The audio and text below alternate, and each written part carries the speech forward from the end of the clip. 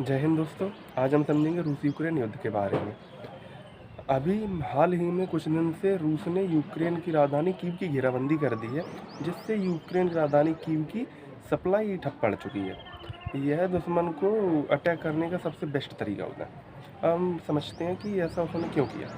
ऐसा करने से वह आसानी से यूक्रेन पर कब्जा पा सके, कम नुकसान करेगा। डायरेक्ट अगर युद्ध में उतर जाएगा तो उसका काफ़ी ज़्यादा ऑलरेडी नुकसान हो चुका है और नुकसान हो जाएगा, इसलिए डायरेक्ट अब नहीं, उसने सप्लाई बंद करने से बहुत ज़्यादा इफेक्ट पड़ेगा।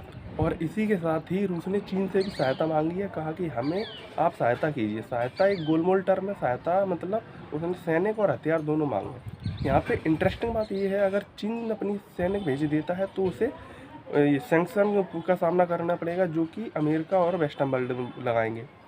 और अगर वो सहायता नहीं भेजता है तो उसे जो रूस के साथ संबंध है फर्स्ट स्ट्रेटेजिक पार्टनर वाले, उन पर नेगेटिव इम्पैक्ट मिलेगा आपको देखने के लिए। दोनों ही स्थितियों में भारत के लिए काफ़ी ज़्यादा अच्छा है। और अगर चीन ने रूस की सहायता कर दी तो चीन की एक्सपेक्टेशन भारत से भी बढ़ जाएंगी कि भारत भी उसकी सहायता करे। तो इस स्थिति में भारत के लिए थोड़ा सा प्रॉब्लम तो होगी, पर भारत जहाँ तक है न्यूट्रल स्टांस लेके चलेगा, मेरा मानना यही है।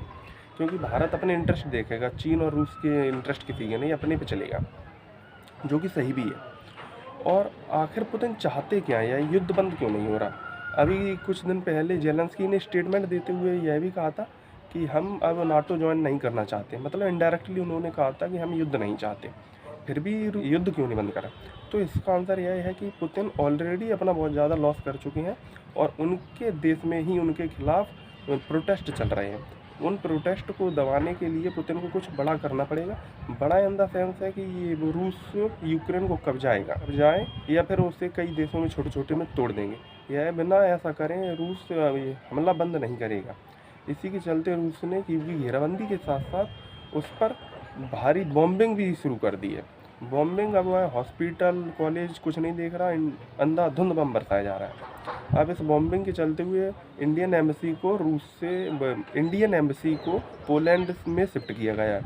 पोलैंड में शिफ्ट करने का मेन कारण यह है कि हमारे पोलैंड में आसपास के क्षेत्र में जितने भी देश हैं उनमें से पोलैंड में सबसे अच्छे रिलेशन ऐसे अच्छे हैं कि द्वितीय विश्व युद्ध के समय पर पोलैंड के कई सारे यहूदियों को भारत के एक राजा दिग्विजय सिंह जडेजा ने अपने यहाँ शरण दी थी।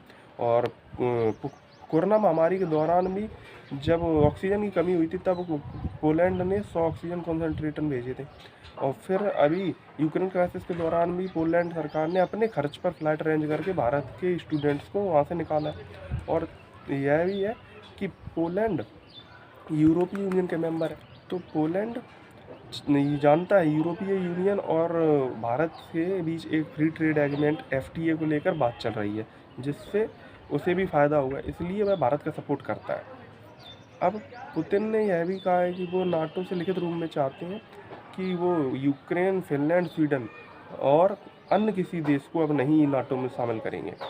कई लोग कहेंगे यूक्रेन संकट में समझ में आता है कि यूक्रेन नाटो को ज्वाइन कर रहा है, पर फिनलैंड और स्वीडन कहाँ आ गए। तो फिनलैंड और स्वीडन को मैं बताऊंगा, यह बिन बुलाए मेहमान की तरह नहीं है, बल्कि इन्होंने कहा था कि हम भी नाटो ज्वाइन करना चाहते हैं यूक्रेन के बिगड़ते हुए हालातों को देखकर। तो रूस ने अपने फाइटर प्लेन भेजकर उन्हें चेतावनी के रूप में उनका एयर स्पेस वायलेट किया और कहा यह तो सिर्फ ट्रेलर है। तो इस बात से फिनलैंड और स्वीडन का भी संबंध बन जाता है। फिनलैंड का जो बॉर्डर है वो कोयला प्रायद्वीप से रूस के लगता है, तो फिनलैंड और रूस आपस में बॉर्डर साझा करते हैं, इसलिए फिनलैंड को रूस बिल्कुल नहीं चाहता कि वह नाटो में शामिल हो जाए।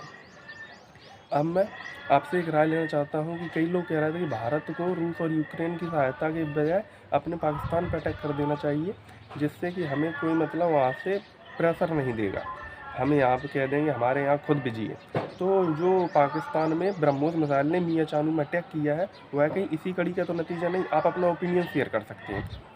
और मैं आपसे यह क्वेश्चन पूछना चाहूँगा कि हाल ही में किस कंपनी ने यूक्रेन के लिए एयर रेड अलर्ट सिस्टम बनाने की बात कही है। आप अपना आंसर दीजिए। हाल ही में यूक्रेन और रूस के संकट के दौरान यूक्रेन के सिस्टम पर KD वाइपर मालवेयर से अटैक हुआ है। KD वाइपर मालवेयर एक मतलब वायरस सिस्टम में रखी हुई फाइलों को अपने आप डिस्ट्रॉय कर देता है। यह अब आप पूछें किसने कराया है, रूस ने कराया या फिर किसी अन्य देश ने, तो मैं इस टॉपिक पर एक डिटेल वीडियो लेके आ जाऊंगा अगर आप कहेंगे। आपको नेक्स्ट वीडियो जिस टॉपिक पे चाहिए होगी वो आप बता दीजिए। आज के लिए इतना ही। आई होप आप समझे होंगे। जय हिंद।